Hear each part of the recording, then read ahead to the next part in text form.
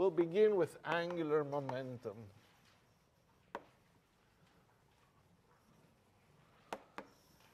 So there are notes on the web on that I wrote and modified a little this time, and lots of little exercises. So what I want to do now is guide you through the things that happen there so that you get a view of what we're going to do. We're going to work with this thing in an elegant way, using vector notations for operators. Is going to help us understand things better. So we've seen angular momentum before, and let me summarize simple things that we know about it. If you have angular momentum, and let's begin with orbital, this is what we have when we take Lx to be ypz minus zpy. Ly equals zpx minus xpz. And Lz to be equal to xpy minus ypz. These are the angular momentum, orbital angular momentum operators. Now, it's better for many things to use labels like x, y, and z. Those operators, call them x1 hat, x2 hat, x3 hat. And px, py, pz.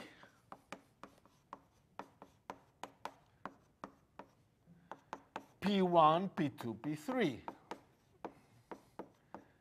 In that way, you can write commutation relations like xi pj equal ih bar delta ij, xi with xj equal pi with pj equals 0. So it allows you to write things more quickly. In fact, the angular momentum operators become also a little simpler. It's sort of x2 p3 minus x3 p2. And you don't have the x, y, z labels and all that. So we want to use vector notation. Now, vector notation, you can do it in two ways. You can talk about triplets. Those are vectors. Or you can form the vectors themselves.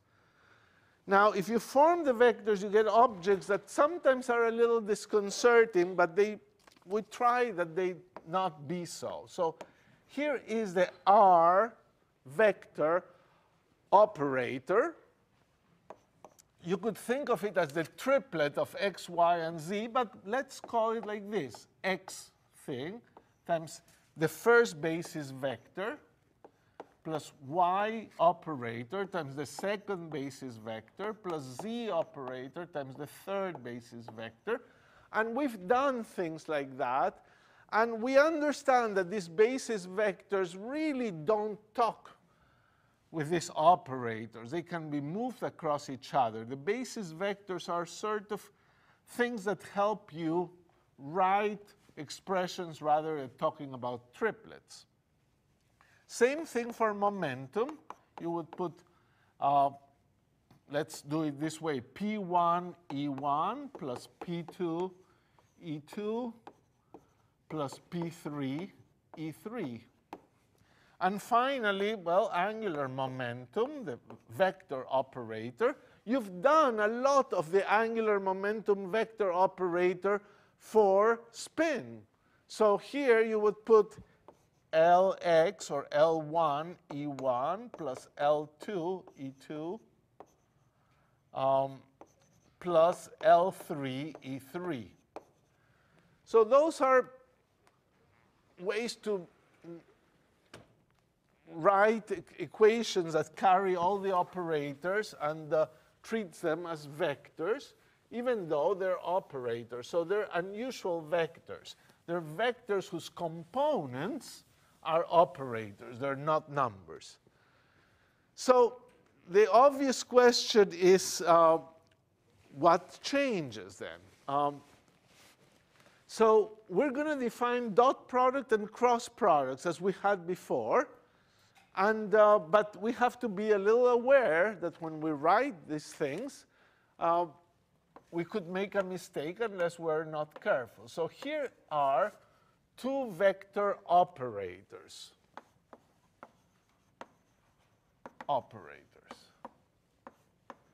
What is the dot product of these two vector operators? Well, you know it's supposed to be the first component of this and the first component of that, second, second, third, third. So it should be AI, BI, summed. Repeated indices are summed. Now, I should not write BI, with the reverse order, because this thing, the components, are now operators, and maybe they don't commute. So I've defined this once and for all to be this. And A cross B, the ith component of this thing, is going to be defined once and for all to be epsilon I j k A j B k. Definition. The A to the left of the B. And with this, we can check our usual rules of manipulation of operators. So one more definition. A squared is going to be AA, and it's going to be AI. OK. Simplest calculation is A dot B equals to B dot A. Yes or no? No, they're operators. So let's calculate the difference. Let's get a little practice calculating differences.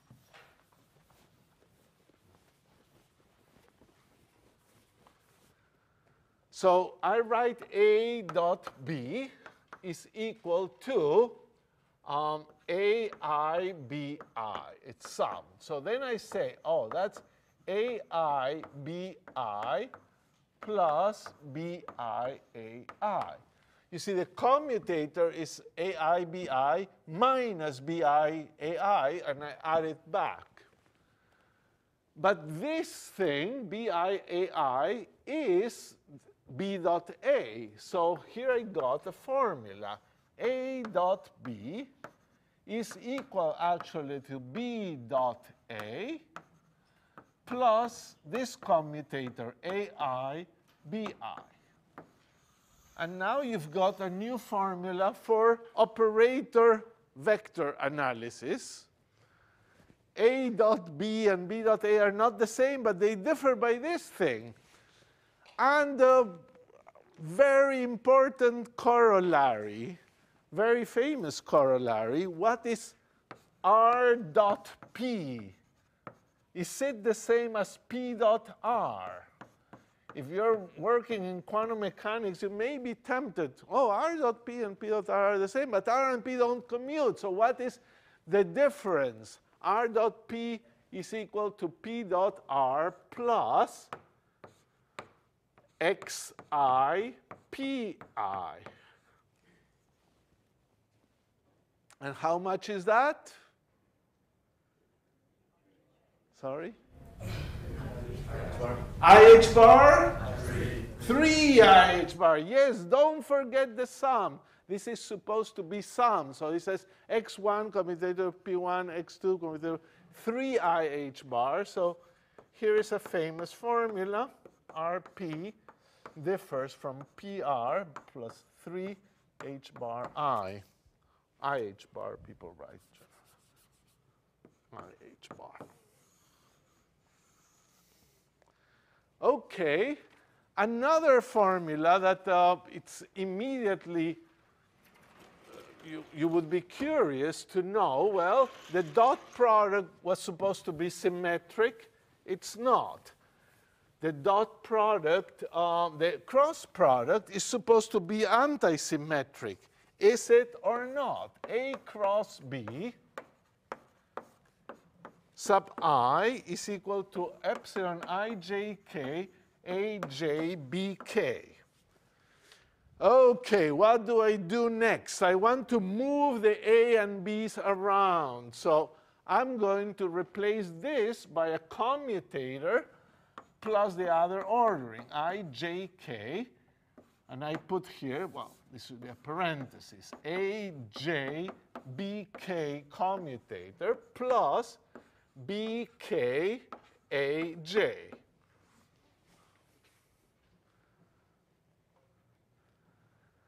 Now, what do we get? Well, you have to look at the second term. Let's put the first term here, because that's pretty much, we're not going to be able to do too much with it. AJBK. And the first term, I would write it like this, minus epsilon, flip this to IKJ BK AJ.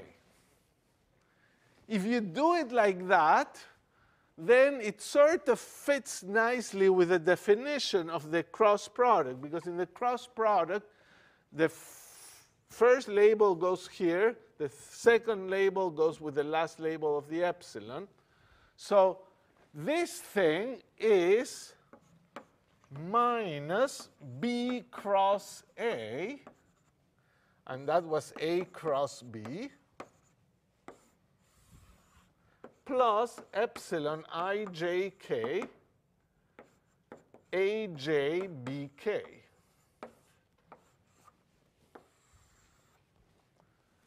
So that's your formula for how the cross product now fails to be antisymmetric. It's not necessarily antisymmetric unless you're lucky.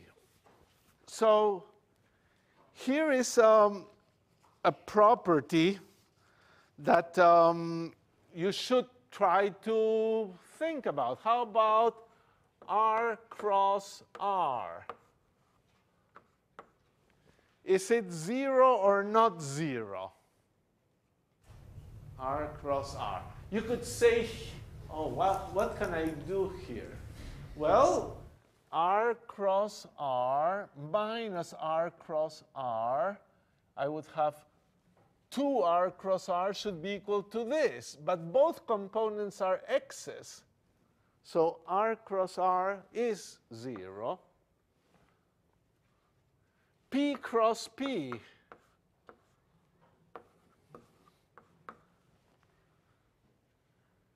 That's also 0.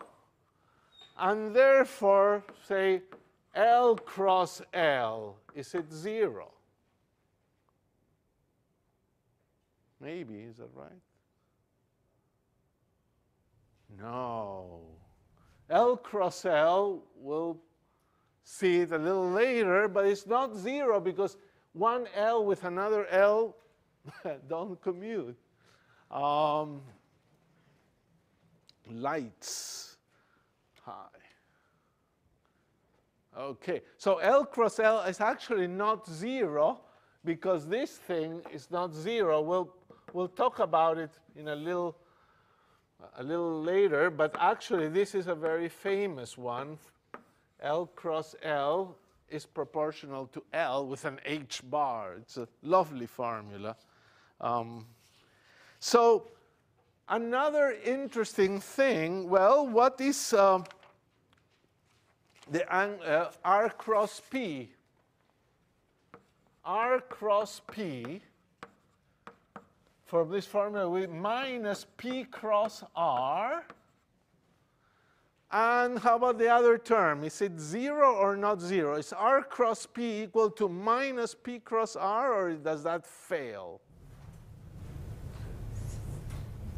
Well, R and P don't commute, So actually, this formula, you know, somebody should have complained. This should be the ith component, and here is the ith component.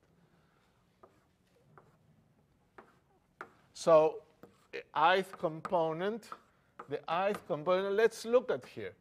Epsilon ijk xj pk.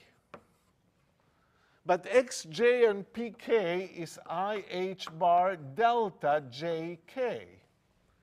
Now, this delta jk is symmetric. This is anti-symmetric. You should get accustomed to the idea that that is 0. If this is anti-symmetric and this is symmetric, this is 0. Let me do it one more time. Maybe this is not completely obvious, but epsilon I jk delta jk. You know, the intuition is also obvious. Epsilon must have the 3 numbers different, and this forces them to be the same. But it's more general. If this is anti-symmetric and this is symmetric, this should be 0. And the way you do that is you say relabel j and k. Whatever was called j, call it k. Whatever was called k, call it j. So this is epsilon I kj delta kj. And then use the symmetry property. So when you exchange this back, you get a minus sign. When you exchange this back, you don't get a sign. So minus I jk delta jk. So you've shown that this thing is equal to minus itself, and therefore it's 0. Something that's equal to minus itself is 0. So this is 0. And you got that r cross p is really minus p cross r. And that's what we call the angular momentum, r cross p. But now you know that it's also equal to minus p cross r.